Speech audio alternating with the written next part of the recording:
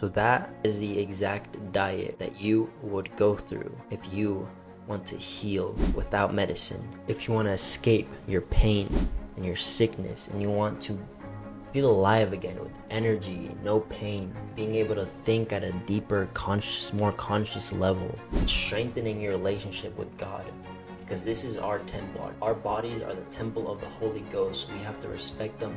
We have to honor them, just as God said in His Word. And we do that by taking care of it, taking care of what we put in it, being conscious of what we put in it, exercising and breathing air and giving it what it wants to live and function optimally. So today I'm going to talk about the food and the diet and the lifestyle of the patients that we get and how we live our life. Because there's no point in talking about something and just you not even doing it, you know? Where's authority in that? So everything I'm going to tell you, it's either what I am doing currently, or I am starting to apply, or that I know I should apply. So for the people that come to the retreat, we put them automatically on all fruit. We put them on all fruit, and we give them teas which are infused with the herbs. Tens and tens of herbs in each tea. And fruit and herbs are made for our bodies, for our organs, for our cells, for our blood and fluids, for our brain, for our nerves, for our DNA, for everything throughout our whole body. The fructose, which is the sugar found in the fruit, and all the other simple nutrients that the body takes from the herbs. This food is essential for our body, and it is essential for the detoxification and cellular regeneration process that the body is going to go through. So if you come to the retreat, you're going to get all fruits and you're going to get herbs. So for the most part, we give everyone the same diet, the same food, which is fruits, and then the same herbs. There's herbs for every single body part in the body, for every single organ. It's just so fascinating that God created these specific herbs for specific organs and body parts. And same with the food. So much research has shown like how certain foods affect different parts of the body, like the stomach, you know, different levels of acidosis and stuff. You know, whether you have too much mucus, and all these different things. So for the most part, we give everyone the same food. But it's always a little different depending on the case. Like there's some herbs, someone has a different condition than someone else, so we give them specific herbs for that condition. But it's not the condition, the herbs aren't for the condition. It's just the symptom that we see, we know which organ and what is happening, and so we give the proper herb for that specific symptom, which is from a failing organ or something happening in the body, and we give the herb for that part of the body. We have our list of therapies that we give to everyone, and most people carry out the same therapies, but again, it's always different depending on the case. You know, if someone has a headache, we'll target the head area. You know, if someone needs an extra sauna, we'll give someone an extra sauna. You know, these different little things. It's the same list of foods and therapies, but it's personalized to everyone. I started with the retreat lifestyle and diet first because it is the hardest. And so if you were to take our 4-month program, I'm going to give you the exact diet that we would give someone that would take the 4-month detox and cell regeneration program. So the first 2 weeks is what we call a transition diet. So you're not fully raw, but you've eliminated every single processed packaged food in your house. That's where it starts. This temptation is real. So many of us, I'm including myself, we have so many parasites in us. For years they've been growing and living there. And so me and all of us, we have to get rid of these parasites. And so getting rid of those foods is going to be much easier, because you're going to start to crave and you're going to feel tempted to go eat. There is still food that you know that you shouldn't be eating, that isn't part of the list of foods in the protocol. You're going to go eat them. It's very hard. So the first step is to eliminate all that food and bring in a bunch of fruits, a bunch of vegetables. And the transition diet, we let you still eat cooked foods, and we still let you eat some grains, we still let you eat some nuts, but no animal products, no dairy, no processed sugar. Everything is homemade, cooked by yourself. So you know what ingredients and what foods you're actually eating. So it'll start in the morning, 11 to 12. You will break your fast with fruit. Depending on your condition, you'll be able to pick one fruit and you can eat as much of that as you want. Or you can eat like a fruit salad. There are some fruits that you shouldn't combine, but of course they're not going to as big of an impact as getting rid of all the other foods you got rid of. But during a more deeper detox, you're only going to move to one fruit, mono eating. And so you can start creating the habit of just eating one fruit by starting doing the transition diet. So you're going to pick one fruit or maybe a couple fruits and you eat that for breakfast, breaking your fast. Of course, you're going to have your tea in the morning, like an hour before you eat, and then your lunch will be around 2 to 3, and that is when you'll have your cooked meal. We will have menus for you. You'll have some cooked grains and legumes, seasoned slightly. You can have some cooked vegetables, you can have salad, but this is the meal where you can have something besides fruit, kind of normal, just a little healthier than normal, and it's homemade. And then after this, you will have a snack, which can be some dried fruit, banana, some fruit, some nuts. And then your last meal, it will be fruit again. It's very important that you go to sleep with fruit. I don't always follow that, but that is what I mostly follow. Sometimes it gets hard, okay. Sometimes you're not gonna stay consistent every single day, but I just like to be honest with you guys. Fruit, your salad or cooked meal, and then fruit, and then tea to go to sleep, because your last meal is gonna be 6. And so if you ate from 11 to 6, that's 7-hour eating window. And so if you repeat that cycle, you will be doing intermittent fasting, which is a 17 and 7 window. There's many benefits with a 16-8 window. So you're fasting for 16 hours and eating in a window of 8 hours. And so that is very important. Part of the detox is letting your body rest, because your body has to digest all that food. So letting your body rest for 17 hours is very good start. And so that is a typical day: tea, fruit, cooked meal or salad, fruit, and tea. And you can have some snacks. The snacks are like a banana, dried fruit, or nuts, and that's like the snack during the day, or more fruit. The therapies are, you have grounding, you have intermittent fasting, which you're already doing, of course, the fruits and the herbs. Diet is one of the most important parts to this whole detoxification and cell generation process.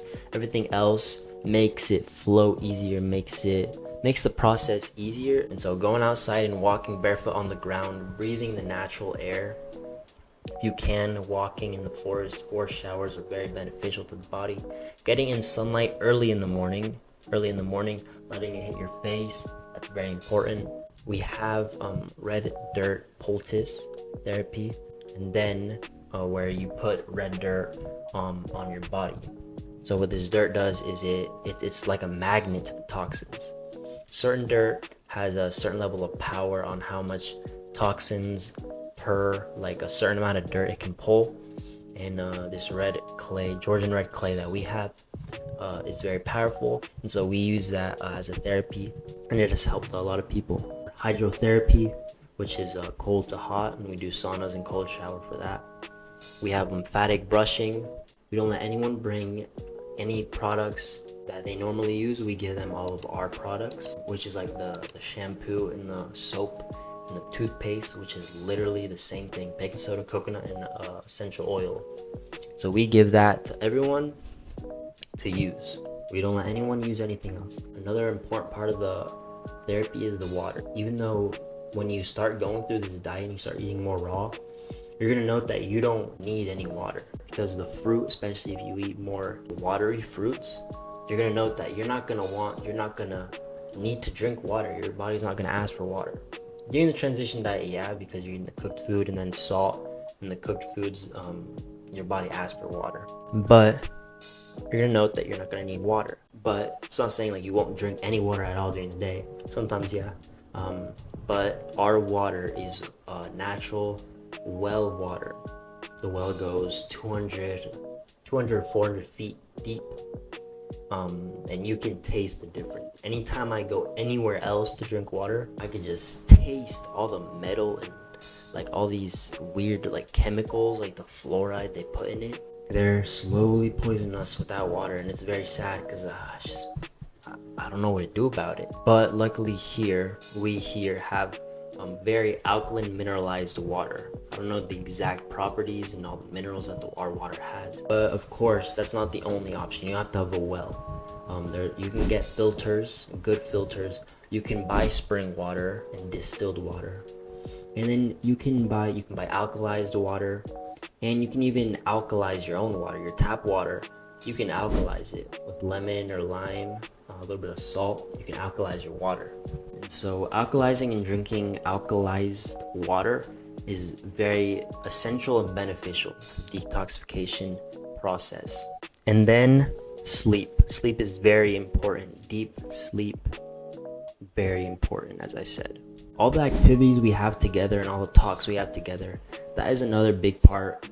Smiling and laughing and having a good time. It is another part of a detoxification. Of course, some people can't help it. They're detoxifying their emotions, and so people could be either low energy, which is normal during detoxification, or people are they're releasing all their emotions, whether it be anger or sadness, depression, or just laughing. People will start detoxifying their emotions. Everything that has been stored up in them, it'll start to release, because that is acidic.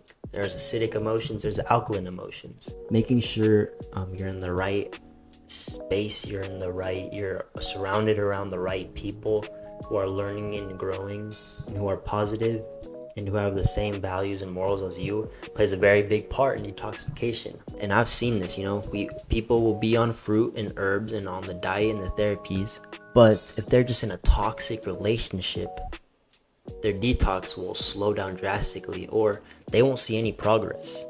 Emotions play a big part in and also how you think plays a very big part in detoxification.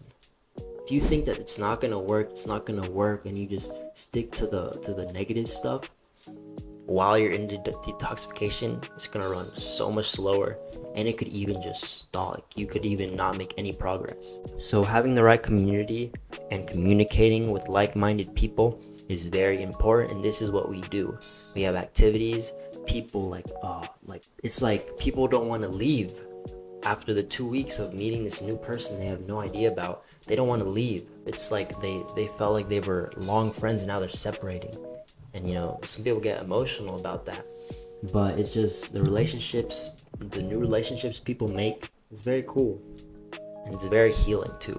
And so after the transition diet, the therapies stay the same throughout the 4 months, but the food changes. So the first 2 weeks is that transition diet. The fruit and the snacks and the teas stay the same. The fruit stays the same. Week 3 to week 14 is when you go all raw. So the next 4 weeks will be tea, fruit, salad, fruit, tea. And we encourage people to do during the week at least a 2 or 3 day grape fast. And of course, if we need to change things or tweak things like the herbs and the therapies, we will do so. But then the next 4 weeks after that is going to be teas, fruit, tea. So through weeks 7 and 10, you will be able to have as much fruit as you want, and you'll be able to have 2 salads during the week. You will be introduced to fruit juices. You'll be even introduced to fruit juices in that first month after the transition diet. But a lot more fruit juices and a lot more fruit, a lot less vegetables. We do this because fructose is like the primary sugar the body wants. There was a study that came out that told how the brain converts glucose into fructose for it to use. And so fructose is the superior sugar that the body wants, and the body will run so much smoother, and the regeneration process is way better, way deeper, way bigger than with fruits and vegetables. And there are so many testimonies and reasons why, but the main reason is because again, the fructose, but because fruits have a higher level of energy. They measure at 12,000 angstroms of electromagnetic energy.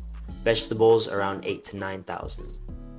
And so that difference plays a very big role, especially in neurological cases, in cases where the brain is involved. where your nerves are involved. The next 4 weeks after that, you're going to be given only fruit juices and fruits, and of course teas. This is just like the script of it, but we always go according to the patient and how the patient is feeling and how it's going. And then the last 2 weeks we put you again on a transition diet, just in case if you don't want to continue the detox. Some people will need to keep going.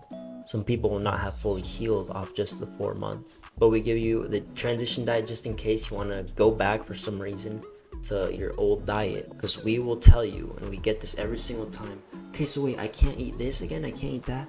Like, yeah, you can. Go do it and tell us how your body feels. You will not be feeling good because you will be eating acid-forming foods. The ash will be absorbed in the body, and the body does not want it, and so the body has a process to eliminate that, and you see the symptoms of it, and that is you getting sick. So that is the exact diet that you would go through if you want to heal without medicine, if you want to escape your pain and your sickness, and you want to feel alive again with energy, no pain, being able to think at a deeper, more conscious level, and strengthening your relationship with God. Because this is our temple. Our bodies are the temple of the Holy Ghost. We have to respect them, and we have to honor them, just as God said in His Word. And we do that by taking care of it, taking care of what we put in it, being conscious of what we put in it, exercising and breathing air and giving it what it wants to live and function optimally.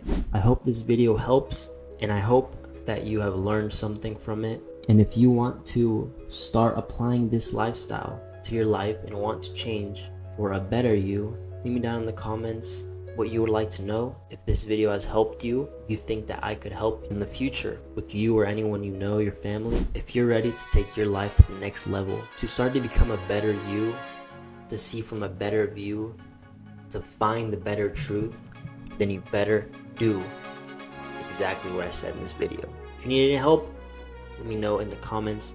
Check out my other socials, subscribe to the channel, turn your post notifications on, like the video, share it, and I'll see you in the next one.